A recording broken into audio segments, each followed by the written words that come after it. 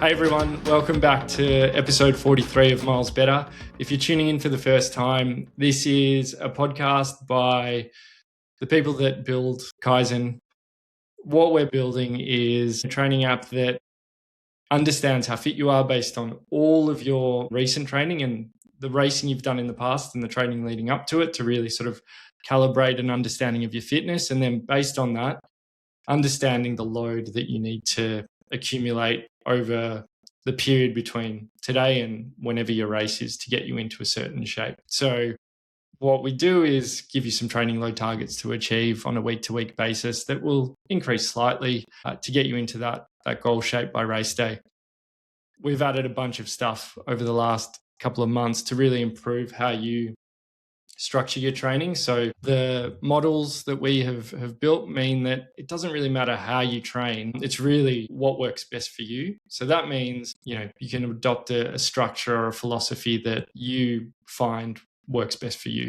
So we've recently added a number of training systems, which are essentially structures you can adopt. And additionally, we've just launched Build Your Own Training System. So you can take any training system on the planet, bang it into Kaizen, set your preferences around rest days when you want to do workouts, if you want to do double days, double workout days, really whatever you want. And it'll then plonk into your week's guidance around sort of the running you want to do. So suggested runs, workouts, long runs, etc. All of it's a guide. You take it with, as big a grain of salt as you want, because obviously, you're the master of your own life and you can adjust things on the fly. So if you can't make a run, the rest of your week will adapt with all your primarily easy running and so on and so forth. You can put some anchor runs in if you've got a run club or a workout with the boys or the girls down at the track and really lock that in. And then the rest of the week will sort of adapt around the running you actually do. That's enough self-promotion. I'm here with Josh. Josh, how have you been?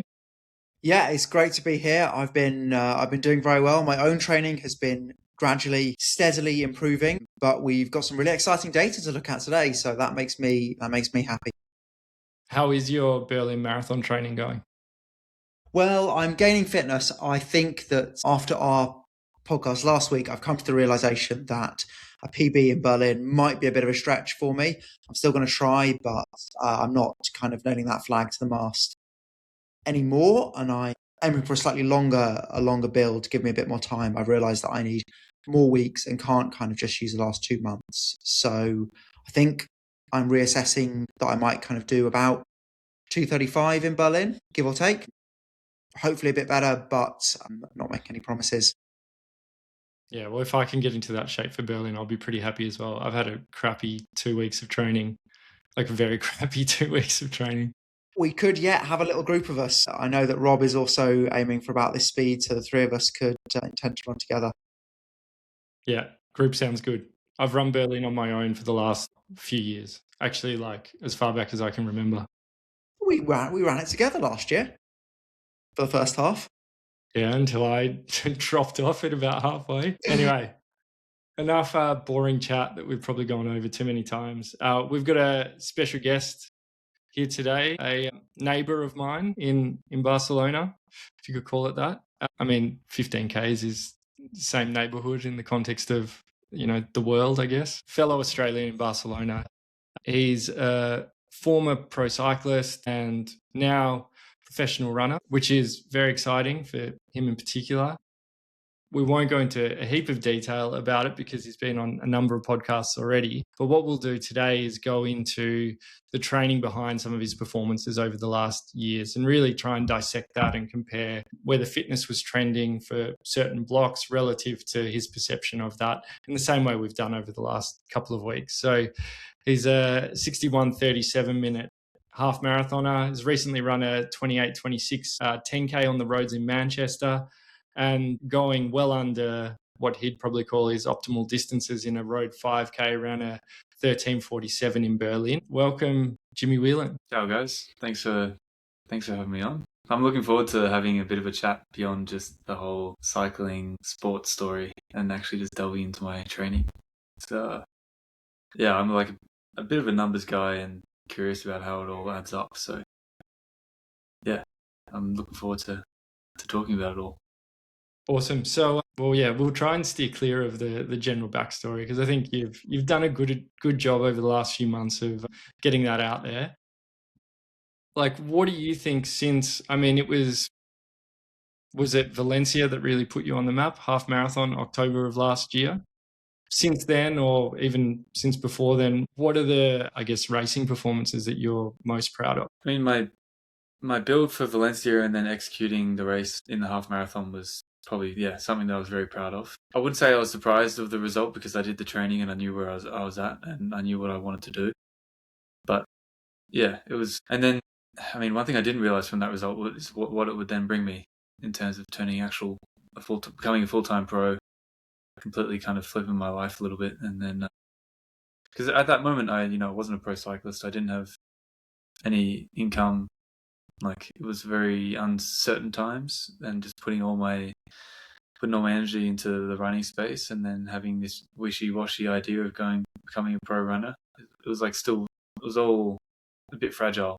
And then to execute the race, do well, and then find myself in the position that I'm in now, like living my dream that I always wanted to as a kid.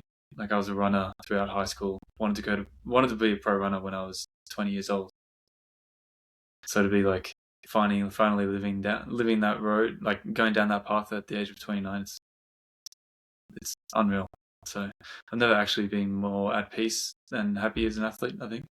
And yeah, I've got some ambitious goals, like any athlete should. And yeah, whether I can achieve them or not over the next few years is only one way to find out, and that's to give it a crack.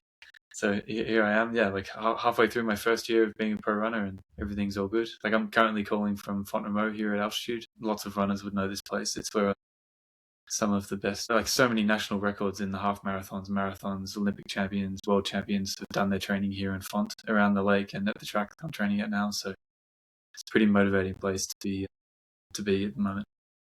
Exciting. Doesn't Athletics have a house there as well, or something? Yeah, yep. There's always a lot of ASICS athletes here because they have like a 30-room kind of ASICS house where athletes can go and stay for free, which is pretty cool. So there's lots of ASICS athletes up here at the moment. So Brilliant. What's changed? I mean, you talked about going from aspiring pro to actual pro. What's changed in your training since going pro? Not a whole lot. I mean, my build for Valencia I was self-coached, so I was following the classic Australian model. But then since Valencia, and then signing with Salomon, and then signing the other contracts, I realized, okay, I need a bit more of a professional setup here, and I've got a coach now, so that's the biggest change. So I'm not just copy and pasting the same old sessions that I used to do. Whilst there was nothing wrong with those. Can we just dive into that? Because I'm sure not everyone's super familiar, but when you say the Australian model, you mean sort of 3 sessions a week and a long run? Yeah. So like basically Tuesday track, Thursday threshold, Saturday hills. Yeah, easy long. So, Jimmy, I'm interested because you said earlier about your Valencia performance that you were not surprised at your performance there because you had done the work in training. Without a coach, in this kind of self-coached setup you had got, how were you predicting that performance? How were you, when you lined up on the Valencia start line, how accurately were you able to think this is the right pace to set off at? Was that, what tools were you using to get that in? Because it wasn't a prediction to Kaizen either. I can tell you that Kaizen predicted 101.44. You did 101.28, I believe, in that race. So Kaizen 36. Okay. Yeah. Kaizen also wasn't surprised, but what tools did you have at your disposal there? I mean, all that was looking at other people's workouts, like big workouts before their race results, essentially. And I'd do pretty similar sessions to them. And if my splits were more or less the same, but then in order for me to understand that, I need to know that the temperature is the same, the altitude's the same, and maybe someone was pacing behind a bike, and I don't know, like, you run faster. So I didn't actually know, but I just knew I was in good shape. I knew that, like, I could do, like, my true threshold was sub 3-minute Ks, and if I freshened up, properly fueled, like did all the race day stuff, preparation, like I should be able to run 254s for an hour. Mm-hmm. And this is kind of based off, and essentially that's like what my hour, like in cycling we would say that your true cycling threshold is what you can do for an hour, and that's basically what a half marathon is. kind of. So painful minute and a half at the end, but yes. Yeah. Yeah. And I just had people like, I put everything on Strava for that build, and I was doing some workouts, and everyone was commenting, being like, "Oh, he's going to run 64 minutes. Oh wait, no, he's not. He's going to run 62. Oh wait, no, he's not. He's going to run 61." Like each week, I was getting quicker and quicker. And the pacing for that race, when you started off, how did the field play out in the first few hundred meters or few kilometers where that race is, people are sorting themselves out? Yeah, that was an interesting thing. Like at the start, I didn't really know where I'd settle in. Like there was a group going for 58 minutes, there was a group going sub 60, there was a group going for 61, and there was a group going for 62. I actually found myself, because of the way I can run in the first 2 or 3K, like I'm naturally quite quick with my mechanics. I can actually find myself going a bit too quick without realizing. And so I actually found myself in the 60-minute group for the first few K, and then I actually parked it, did 320s for like 320 pace for like 500 meters, and then waited for the group behind, which was the like 60-30, 61-minute group. That's a pretty substantial, when you say you parked it, you really did then. You're going kind of, 30 seconds a kilometer slower for a few hundred meters. Yeah. So I think that lots of listeners would probably that's probably a more extreme action than most listeners would take in their own racing, right? I don't know of many people who are willing to take that kind of change in their race day. I've certainly never done that myself. Were you confident when you made that choice that was the right call? Because it's a bold action. No, I wasn't. I mean, I was going to run a 30-second 10K PB through my half if I had have stayed with that group. And I could have stayed with that group, I think. But there was only 6 guys, and I didn't really felt like I belong in that group. They were all like national champions, and I was here in my school singlet. A bit of risk mitigation, perhaps. Yeah. And like, I looked behind and I saw how big the group was. So I was just like, I'll just chill out for a second here and then wait for the group to come in. I probably did it a bit too much like a cyclist, where you peel out of a group and then you freewheel. Like I should have just kept going a little bit quicker than what I was, because it's an easy way to lose time. And then, I settled into this group, and there was probably about 20 to 25 guys. It was great. And then slowly, it was actually quite warm that day. It was like 19 degrees and a bit humid. Doesn't sound like much, but at that time of year when no one's heat acclimatized, so there's lots of boys that have been up at altitude training in the cold, and then they get down to Valencia, 19 degrees, humid, like 22 degrees by the time we finish the race. A lot of boys were suffering.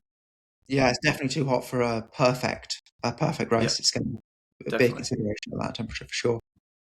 But because of all my treadmill workouts in my hot, humid gym, I was completely acclimatized to anything like that. So, and then I settled into the group, and then I actually felt so good. I questioned if I should have stayed with that front group that I was in, but you never know. So, how did you go relative to the pack of 25 that you ended up in? I finished in that group. I finished 7th or 6th. So there was lots of maybe 19 guys either dropped out or got dropped. Yeah, and they were all pros. So, brilliant. It must have felt amazing. In the cup. So it sounds like, as well as looking at some other people's Strava to understand the workouts they're doing, splits they're hitting ahead of certain performances, there was also a bit of crowdsourcing of your shape as well, right? Like other people analysing your training and sort of them being able to pattern match for you. Sort of like a very rudimentary like machine learning model that feeds back into your Strava comments. Well, like there was one workout I did 2 weeks out for Valencia. It was like Algren put up a workout. It was like 20 by 400. He was at home at sea level, and he was ripping like 61s with 30 seconds rest. And I was doing them in I did average like 62.5, and it felt fine. And it was warm in Barcelona too. So that's when I realized, like, okay, I'm actually in good form here and really need to take this next 2 weeks seriously, because this actually could be my ticket to doing a performance that could turn me pro and turn myself from unemployed to employed, which was like, was that on the week where you did 200 Ks, that kind of 2 weeks beforehand, or was it the week before that you did the big? When you get it up, Josh. Yeah, we've got the. So let me share my screen here. So here's your. We're looking at your graphing going into Valencia half, what we're calling your breakthrough race here, perhaps a week before the race, which is where Kaizen's predictions are taken from. Yeah, that 101.44 prediction, and you're coming into form really nicely. So a steady build across the 10 weeks beforehand, particularly the 3 weeks, 2 or 3 weeks before the race, you've got this really big build, and that ties in nicely with these 3 weeks being, so the race week is actually this week here that we can't see on this graph, but kind of weeks T-2, 3 and 4 are the 3 biggest weeks you put in for quite some time there, which suggests you peaked it pretty well, to be honest, especially timed the training block exceptionally well. Yeah, I think, and like context before that too, like in August I realized that I wanted to be a runner full time, and that's when I started being a full-time runner. Before that I was kind of doing triathlon. Not really. I felt a little bit lost with that, because I was umming and ahhing about whether to become a full-time runner or not. So I was coming back from an injury in August, a cycling injury, and I slowly built up at altitude in August to then be able to then, like, the build for the build, essentially, to be in good shape enough to then hit the ground running for the build for Valencia. So that was a really important context of that, because when people do a 12-week block, this low dot that we see here is actually still 130k. The Kaizen graphing zooms in so you can see the difference between the weeks, but even your lowest volume week is still 130k at 4 minutes 18 per kilometer average pace. So that's really not I don't think you really had an easy week at all, right? Am I fair to say? Is that fair to say? Well, it depends what you call an easy week, you know. Compared to compared to this week here, which is huge. You're doing, but you've almost no rest days, right? No true rest days where you're not doing any running. Is there a single one in here? Yeah, there's one day here where you do a single sauna session. But in the 10 had weeks, to put something in there, didn't I? Yeah, in the 10 weeks, like you've run every day, and your lowest week is still averaging almost 20k a day. So it's certainly easier than 30k a day, which is your 200k week, but it's still you're still progressing your fitness, and we can see that on this graph. Okay, there's slight dip here, but really not much at all. You're pretty much growing your fitness whole 10 weeks. Why don't you, Josh, look at the average stats from the training block? There we go. So pretty big. So 174k at 414s with 700 odd meters of climbing gets you a 6130. I do a lot of stuff on the treadmill, so like the elevation's real low. Yeah, that is right on the lower side of the elevation we would expect for this kind of a distance. This probably puts your average gradient at like 1% or something. So it's relatively flat, although objectively still a relatively high distance, but in terms of a high elevation, but compared to this distance here. Do you think if you had raced a marathon that weekend instead, how do you feel about this 2:12 prediction? As someone who's never run a marathon before. Yeah, I mean, it's easy, right? That's a big prediction. 2:12. Well, I mean, so Alex Yee was in my group in the half marathon, and he ran 2:06 4 weeks later in Valencia full. So there was three boys from that group that ran 2:06, 2:07. 3 or 4 boys. So basically, I'm a 2:06 guy. Well, you do have a marathon. I mean, I've got one coming up. We'll speak about that later. But if I had have done a marathon in that weekend, I think I would have gotten to 30k feeling, oh, I've got this, and then 34k, my legs would have fallen off. Because I didn't have that, I didn't do any of those strong long runs for where you really run on tired legs and do the fueling.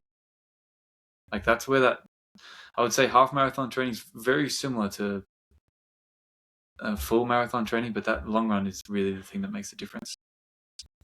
And also just longer threshold work instead of K reps on track. So what's changed between this block and now? You said you got a coach. Who's the coach? I've teamed up with Andy Henderson from Leeds in the UK. He's the same coach as Phil Sessman, who sometimes trains with like Emil Caress, and yeah, he's got a really good squad in Leeds. Same coach as Mark Scott from the UK, the 5K record holder. And I've been with him since the start of the year, basically. Since I was injured in December, he's been helping me out, and he does some pretty gnarly training, which I was excited about. So yeah, the workouts now, like, I'm still early into my marathon block, and like tomorrow's a double threshold day. It's going to be a lot of work. It'll be like 45, 50k worth of running for a day, and like 25k threshold. So it's pretty serious stuff. If you don't mind us looking at your current form here, you say you're early in your marathon block, but you're all, by Kaizen's estimate, you're already in about 2:14 shape. This is a bit less distance, a little bit slower, more elevation than some of your previous blocks. But if you've got headroom that you're moving into, then that, this has got to feel pretty good, bode pretty well.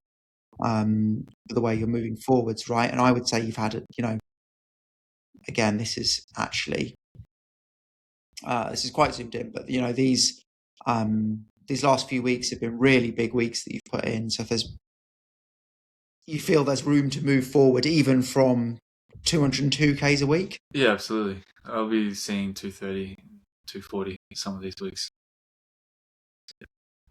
And so how does Andy's a structure of a week look like for you then? If you're doing 40 or 50 Ks at threshold on a Tuesday, what does the rest of the week look like? I mean, like this week, for example, I'm up at altitude, so I've got to be really careful with the loading and everything.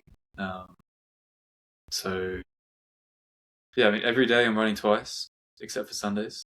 So today's like hour in the morning, hour in the evening. Tomorrow's double threshold. Wednesday's like a little bit long, like running on tired legs from the double threshold if I'm feeling up to it. Otherwise, it just becomes another hour easy and then maybe 10k in the afternoon. Thursday is also an easy day, so maybe 20k. So 10 in the morning, 10 in the evening. And then Friday, big threshold workout. And then an hour in the evening. Saturday is my rest day again, so that might be 10k in the evening, 10k in the morning. And then a hard long run where it's like 40k long run and like 25k, that should be quite fast. But all of this needs to be played around with throughout the week based off how I'm feeling. Like 2 of those days I'll be starting those runs feeling, I'm not going to do an hour today, I'll do 40 minutes. And if I'm feeling proper cooked, I might even have a full day off, or just run in the morning. And then really prioritize resting. But that's easy to do when you're on top of a mountain. There's nothing to do. So it's really about loading up on 3 days and then giving yourself enough wiggle room in the other 4 days to really just basically listen to the body and adjust on the fly. Exactly. And there's also a bit of heat stuff in there too, so like saunas as well. Taking some of that heat protocol stuff that I learned from cycling, bringing that in. And then also, what else? Physio twice a week, or once a week. Twice a week if I've got a problem. Once a week to maintain. Are you doing any? So Josh is the king of active heat training. Are you doing any active heat training, or mainly just passive? Well, when I was in Barcelona, anything like walking to the fridge was active heat training. But now I'm up at altitude. Like a few of my runs I've done like the Wednesday run I did last week, it was 90 minutes. And then I immediately went into a hot bath for an hour with my shoulders underneath to keep that core temp elevated whilst already being dehydrated. So it's not active heat, but it's straight after training. That's what the cycling teams do. And yeah, and I also find that I recover quite well after that as well.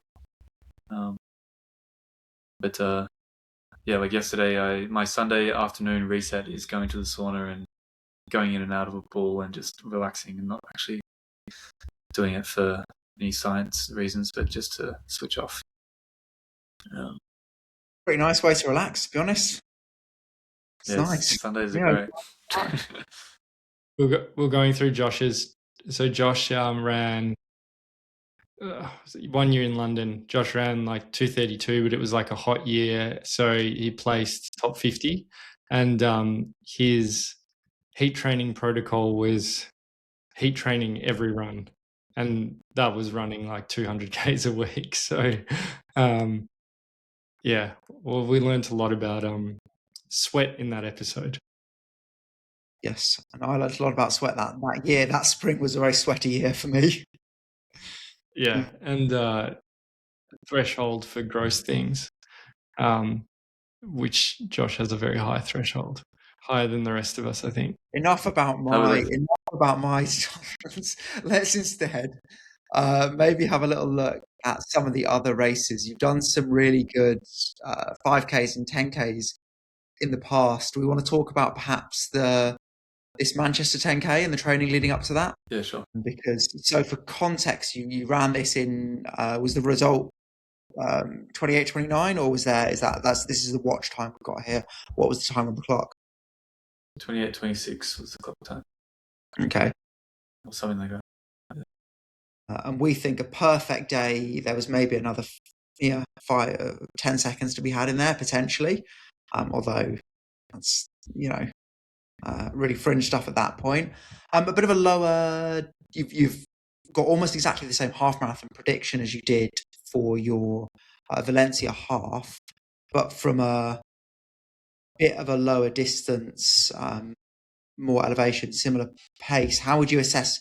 Did your fitness feel the same going into this, or did you feel more fit or less fit? Or I felt it was hard to know because I wasn't doing any super workouts. I wasn't doing anything crazy. When I went to the track, it was really quite sensible stuff. So I didn't really test my limit to find out where the ceiling was. I was also at altitude, so you never really know how you're going until you get down to sea level and you try and run threshold or VO2 in this case. So yeah, this builds. I was up training in Andorra, sleeping at 2,000 meters, doing lots of vert, and I was very strong. I really noticed from the climbing and the altitude that I was very strong. And yeah, I felt quite. When I don't know. I wasn't super confident going into that race because I hadn't done any super big workouts. So I was like, oh, I'm really like flying here. I knew I was fit, but I wasn't doing anything that would really suggest any time. And it was cool at the race. Like it was quite windy. There's a few rolling hills, like rolling bridges that you'd have to go over. And normally, for my type of run, I really suffered in that stuff. But I actually found myself stretching out the group that I was in every time we hit a hill, which for me was the first time I've ever experienced that. I mean, could that be, as you say, like you were getting the elevation in, which totally I agree. These last 3 weeks before the race week, 1,500, 1,500, 1,800 meters. Could it be due to that? Do you think? Definitely. I mean, there was two of my long runs were almost 1,000 meters vert, which is pretty unheard of in the Australian running scene, anyway. But yeah, I was just running up and down the mountains on a bike lane where I'd normally ride, and like I think that made my legs quite strong. And then I did a 5K like 2 weeks before that, I think it was. which was a Was good this primer for this 10K. was this the mass 5K in Berlin? This one here. Yeah, exactly. Yeah. So we're going to get a very similar graph because we're just going to shift the view by a few weeks. But so 13:45 there. Kaizen was predicting 13:53. So we think maybe that the 5K was actually an even slightly, relative to your fitness, potentially a slightly stronger performance than the 10K even. I think the difference there were just that Berlin 5K was actually flat, whereas the Manchester one was hilly and like not hilly, but like it wasn't flat and it was windy. Yeah, So I think that's probably the difference. It's a good point. Again, but great shape across the board here. We're predicting some really strong times. Yeah, and not a huge variation. Again, between these, the easiest weeks, other than this taper week. Quite got a big day there. 47K day. Yeah, that would be double threshold day. Yeah. So through this period, I mean, it looks like it was more about stringing weeks together more than anything else, or being super race specific. Is that fair to say? Definitely. So like before this block, the 5K and 10K block, my coach was like, okay, they're doing these races, but we're not going to get you too excited for them because the main goal is the end of the year. My priority this year is to look back at my year and just see graphs after graphs after graphs, bars, and then because the thing I don't have right now in running is like the constant years of leg conditioning, and so this year like just getting weeks on weeks is way more important than doing a super week and then getting sick and then getting a bit injured and then all of a sudden you're out for a month. Like you see so many athletes, they only have like 4 months a year where they're actually doing it. If I can get a full year where I'm just pretty consistent, then it should bode me pretty well for not just the marathon that I'm doing at the end of this year, but like next year where I really understand the marathon and I can go for a quick one. Yeah. So the main event for you is going to be everything sort of pointing towards the marathon, and everything this year being, I guess, training to get you in shape to be a good marathoner, not just to do one good marathon. Yeah. And essentially to try and punch my ticket to the Olympics at the start of in the first half of next year. Bold statement, but like why not? We like bold claims, so I need to be motivated. Yeah. I mean, why bother otherwise, right? Yeah, exactly. Yeah. But Kaizen thinks you've been in don't know what kind of times would you need to run to make it to the Olympics nowadays? 2:06 probably. Kaizen thinks you've been there or thereabouts in the past on a perfect day. You're right. It's then just about stringing these weeks together. Yeah. So what's in the plan for, I guess, between now and that first marathon is really just stringing 200 plus K weeks together, making sure that your body can handle it, and just going back to back to back. Yep. And starting to like these Sunday long runs, making them quite aggressive. And just turning my body into that type of runner. So, and that's not easy to do. That takes a while, I think. For example, I have a half marathon on 23rd of August in Ireland. So that's essentially what I'm training for now. Like my training now is half marathon stuff. Like my track workouts, I'm still going to the track and doing K reps. I'm not just going to a flat road and doing 3x5K like a marathoner would. I'll really get into that stuff after this half marathon. And then then I'll be staring down the barrel of freshening up for my first fast Sunday long run somewhere. Yeah. And should we dive back into when you were in your best shape? Well, when do you think your best shape was over the last year or so? I mean, I was in good shape after the Valencia half. I was in excellent shape before the Zatopek 10K, which was in December, but then I got injured. So mid-December of last year. Yeah. So, let's put it on the Christmas Day, 25th December, and see what we get for that. It would have been like end of November. I think Zetapix. Yeah, there we. I mean, Kaizen agrees. Second. Yeah, Exactly. Kaizen thinks 27, 29. Yeah. phenomenal shape there. So you, Yeah. I mean, we can see this here, right? This is That 3-week block was unreal up there. But then it also was the reason why I got injured. So yeah. We're going to shift the dates a little bit so that we can. What was when you say as a reason you got injured specifically? What were you pinpointing to, like, being the cause?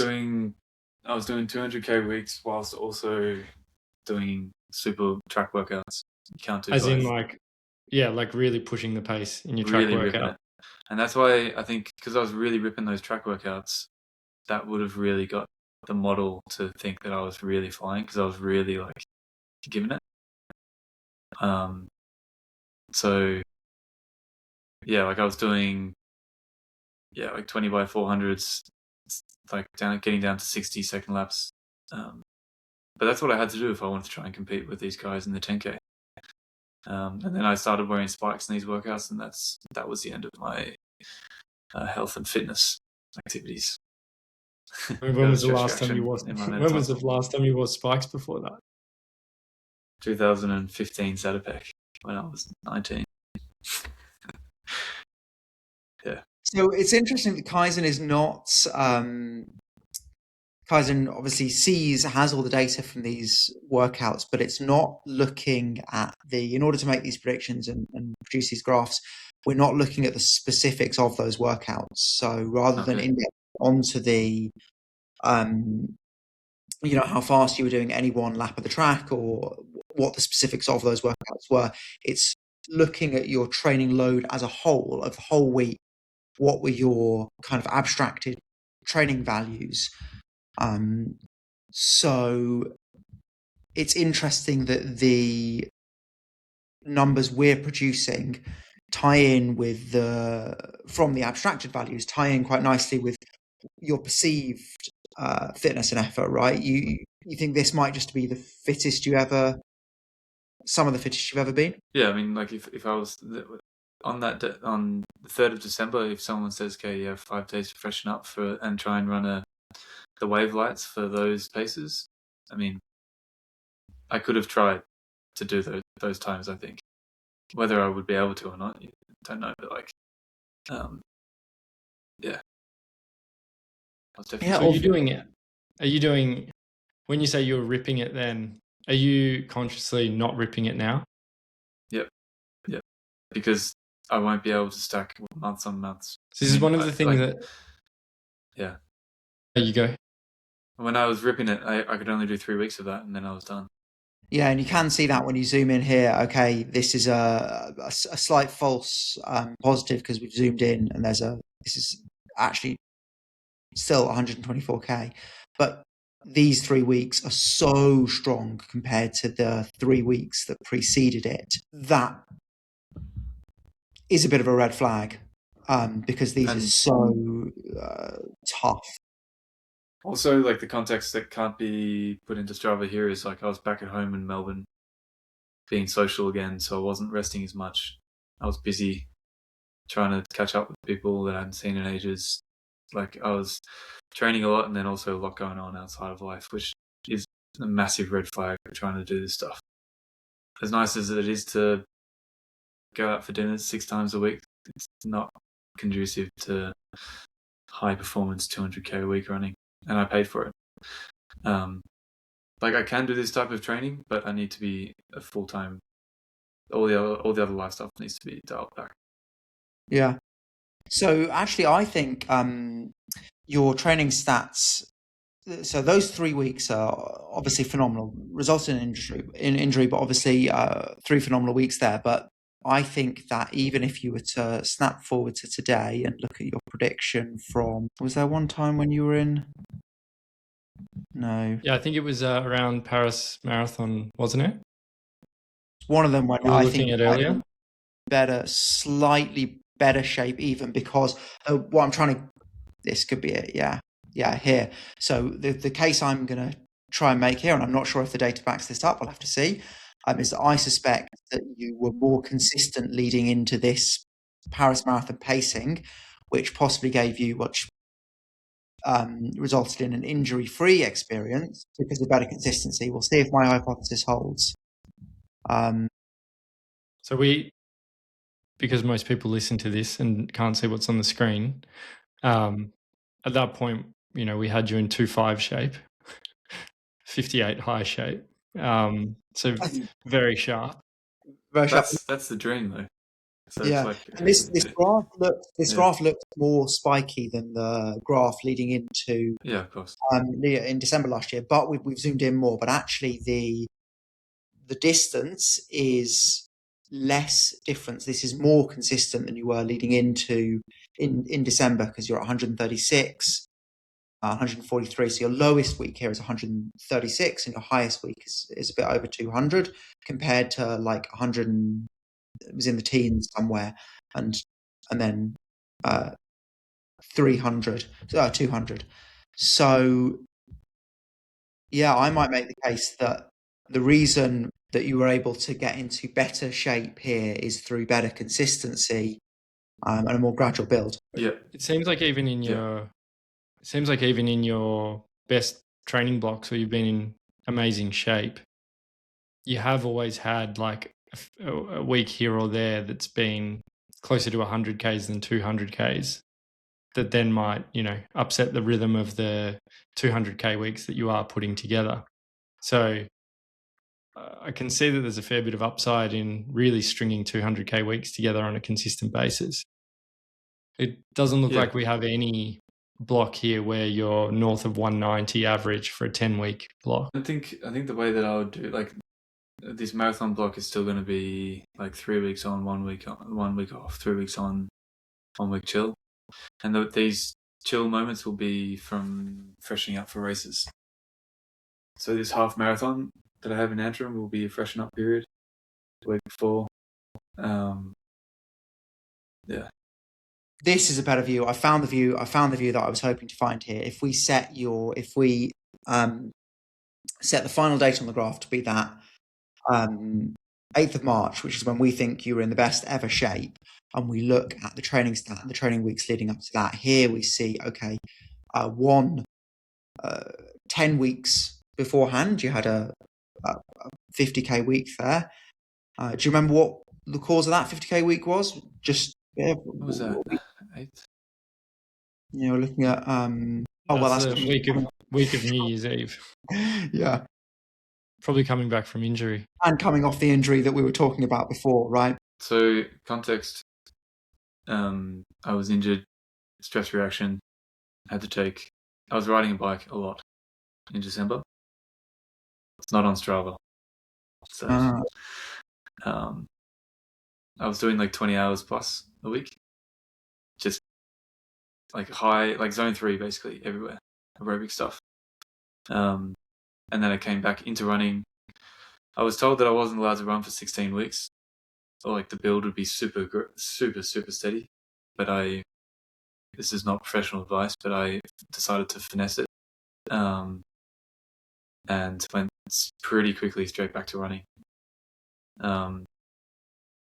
Yeah. Well, if we toggle to the distance view here, and we see rather than looking at kind of what the training load was, it does look to me like you've got there's 1 week here, which is less than its sandwich weeks. But other than that, like a pretty consistent build from the start of January into the middle of March.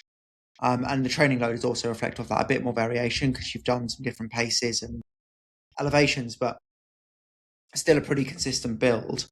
And I would say it's resulted in, a phenomenally... Do you wear a heart rate monitor? And not properly around the chest. No, a lot of it's wrist-based, so don't look at the heart rate data. We'll ignore the heart rate then. We'll look at the predictions and the weeks, and I would take a bet that we're going to see this if we go from the start of January and scroll forwards to the middle of March. We're going to see this average weekly distance just gradually creep up. Yeah, every week you're adding like 10Ks rolling average weekly distance. With, you say you were doing 3 weeks on, 3 weeks off. I'm not seeing that. Where's other than this week? It's pretty consistent. Did you have any rest days? Any rest days at all? I mean, 140 Ks, that's a rest week, in my humble opinion. Yeah, true. It is, isn't it? When you're in 205, it's the rest week. Essentially, like it's 10 hours of running. It's not much, arguably, and I take out I still have some of the intensity in there, and then I take out the hard aerobic running, so it does feel like a rest week. Now the loading's still high. Maybe I should just do only 70 to 80K for a rest week, but what am I going to do with my time? Do we want to play one more game? I'm not sure whether how well this is going to work, because we're extrapolating from maybe your best week. We might want to see if we go into the training simulator and see what would be required, what Kaizen thinks would be required to get into, let's say, 205 shape. If we know you can hit about 180 Ks a week, and we know that you can average near enough to 4 minutes a kilometer, maybe 405 per kilometer. Give a bit more elevation than you're currently doing. Let's take it up to 1-2. So that's what I/Kaizen thinks is the kind of training that would be required for a 205 time later this year. And for those listening, that's 180 Ks a week of 405 per kilometer, 1,200 meters of elevation gain, which is about the same hilliness as you're currently running at, Jimmy, but just assuming the same gradient, and then half an hour of cross training. So just a little bit of cycling or something. Does that feel achievable to you? Average those stats and this is rolling 10 weeks leading into a race. I mean, it'll put me in good shape, that's for sure. If I did that for 10 weeks, I'd be... Yeah. This is just the shape, right? This isn't about the execution. Yeah, exactly. Yeah, that's a good point. But when I did the pacing in Paris and Barcelona, it made me realize that, with a proper freshen up taper and a proper marathon build, I could have the legs to execute something like that. Whether I can execute it or not, is one thing. There's the challenge, right? And the margins get smaller. The faster you go, the margins between executing it well and executing it in a disastrously becomes smaller. For an amateur runner, you can get away with a lot more mistakes on the day. It gets harder at your speed. Yeah, but this type of execution will be done. I'll attempt to do it at the start of next year. So yeah, and I'm looking forward to that type of attempts, because that's just what it's all about. Sounds like a pretty mature approach. So this year's about learning, and then next year's about performing. Essentially, I want to my less mature self just wants to have already done a marathon attempt super quick, but I'm taking a bit of time just to actually become a proper marathon runner in training, and then practice in a race, and then see how that goes, and then next year be okay, this is the race that I'm picking. This is going to be the build. It's going to be all in. It'll be pretty aggressive. It'll combine all these high mileage elevation, aerobic jogging as well, and also altitude too. That really changes my engine a lot, the altitude stuff. What do you mean when you say aerobic jogging?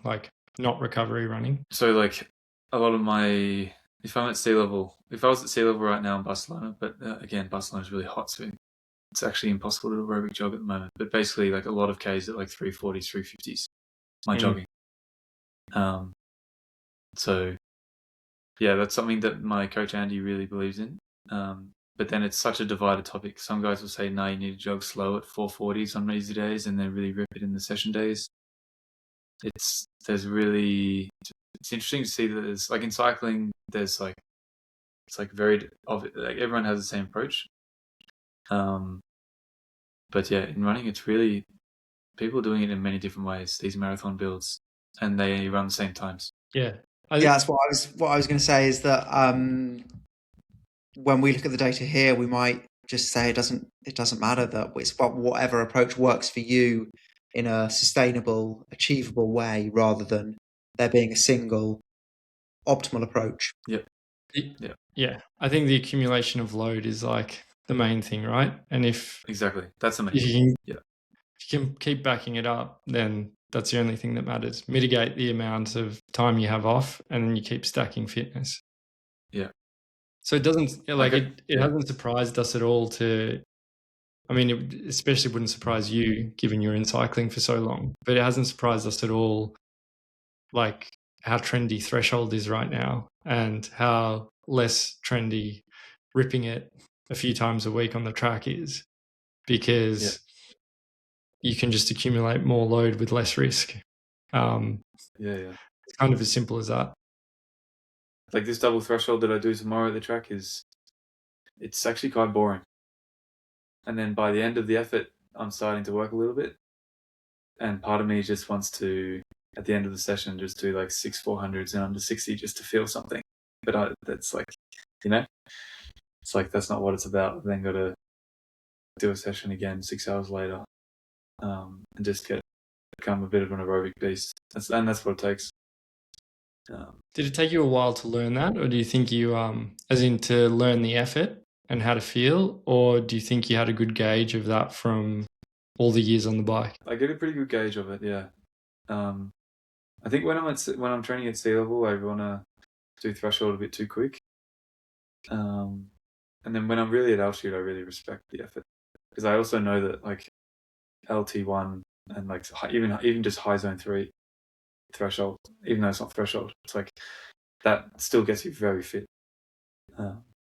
So like, yeah, the track session I did the other day was 12 by 1k, 4 at 3-minute k pace, 4 at 255s, and then 4 at 250s, which is actually quite slow. But I know I got to the end of that session, I could feel that like I wasn't tired, but I'd done good work and I rebound really well from it. So yeah, I'm still trying to learn it and accept it, to be honest, because I still want to just do the K reps in 240s.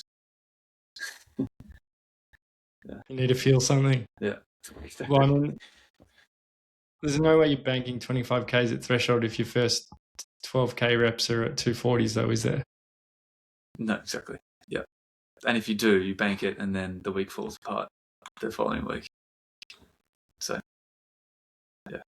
So in terms of like looking at your training, I think that's probably a good spot to leave it. Thanks for being so open with us. What's happening for the rest of the year? Yeah, so as I said, I've got a half marathon in Antrim, which is Northern Ireland, on the 23rd of August. And hopefully I can try and get selected for the half marathon in the World Champs in Copenhagen in September. And then I will be doing my final tweaking for my first marathon.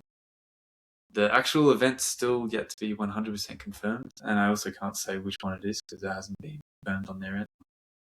But yeah, that's what I'm looking at, and then I'll reset from there and then rebuild January, February block to then do a really quick attempt in March, April in Europe. Awesome. Well, fingers crossed that you get selected. That'd be a pretty good cool one to get a bib on the belt within the first year of your professional career.